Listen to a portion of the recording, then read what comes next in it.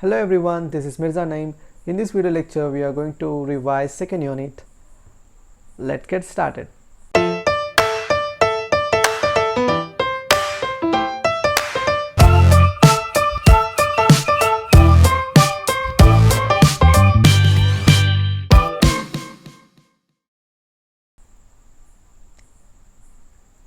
In the previous video lecture, we tried to understand the concept of sedimentation, coagulation, optimum dose of coagulation, right? So this is a part of water treatment process or water treatment units. So right now we are at filtration. This is important for exam point of view, so please stay focused. Filtration.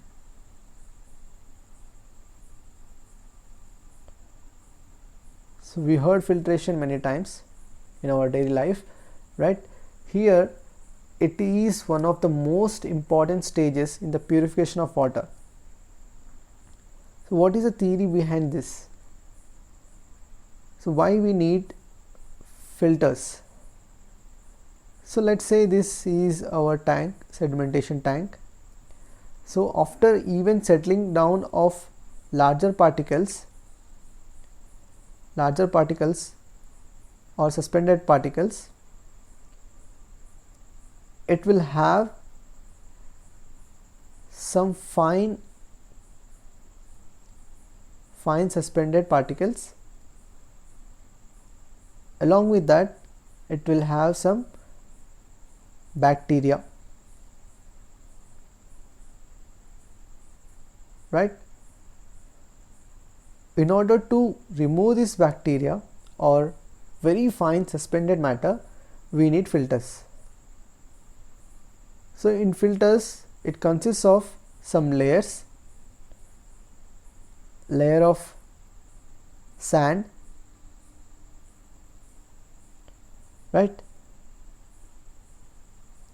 Layer of sand, and it is supported by some granular material,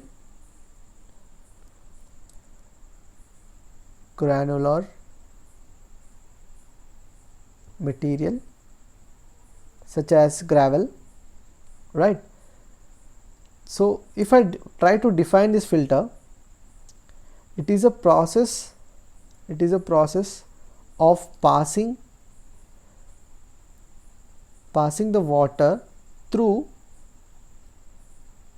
the beds of such granular material, let's say sand, right? It is a process of passing the water through the beds of such granular material. We call it as filtration. Simple, right? Now we'll see the types of filters. So filters are broadly classified into three types. So we'll try to define here. The first one is slow sand filter.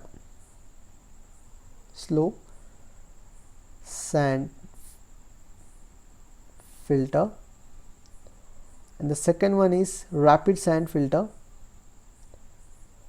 And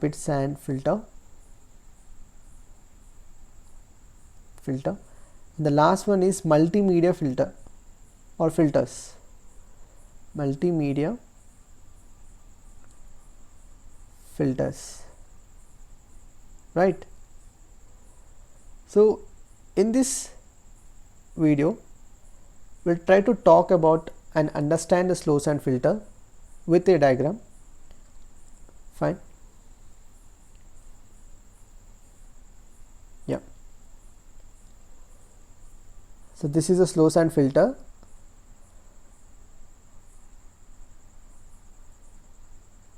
So there are various chambers. We'll try to understand. Inlet chamber,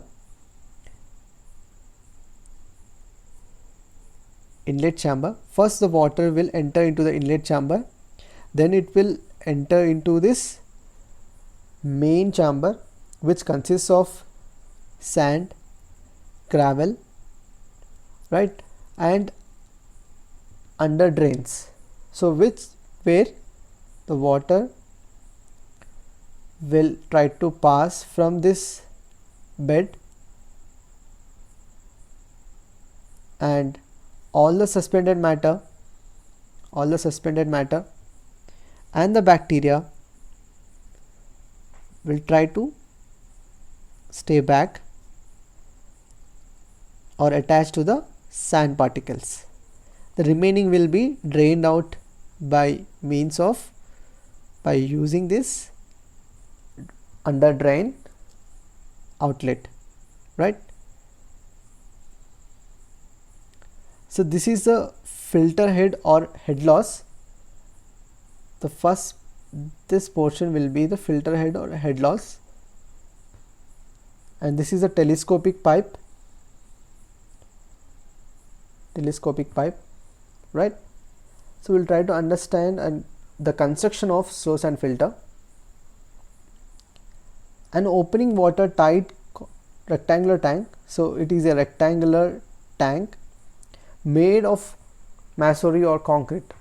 It is generally made of concrete. The bed slope is kept at 1 in 1000 towards the center of drain. So the depth ratio will be 1 in 1000 towards the center of drain. The depth of the tank will be 2.5 meters to 4 meters. The plane area, so if you see the plane area or cross sectional area, will be 100 to 200 square kilometers. Okay, the plane area will be 100 to 2000. So the capacity or the design will be based upon the amount of water we are going to treat, right? This is a sketch of rapid sand filter. Here is the inlet. We have inlet chamber, then we have a filter media here, right, same as slow sand filter. Addition to that slow sand filter, we have wash water drain. So from here the water will pump so that the particle which is attached to the sand will be removed by means of back washing. Okay, back washing. So understand this, and it is having a wash water pipe. So from this water storage pipe, the water will be pumped through this filter, right? And the filter water is collected in storage tanks. If you see the design criteria of this rapid sand filter, so it is as compared to the slow sand filter, the size is smaller, right?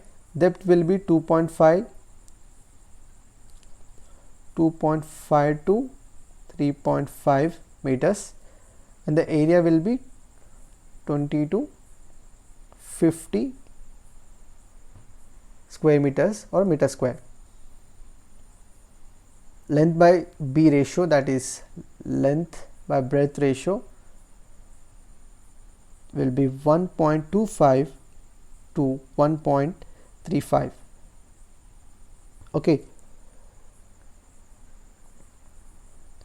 So rate of filtration or designed filtration rate is both are same, that is 3000 to 6000 liters per meter square per hour. So if you see this filter from the top view, for every 1 meter square, that is surface area, it is going to have a rate of filtration about 3000 to 6000 liters per meter square per hour. For every hour it having that rate. Okay, it is important to understand the difference right? It is important to understand the difference. Here you have the difference, right? Coagulation not required in slow sand filter.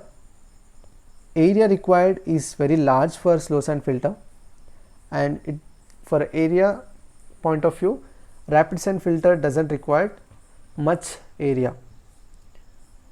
Yeah, economic point of view, slow sand filter is very costly because the area and the design is huge as compared to rapid sand filter. It is cheap and economical, right?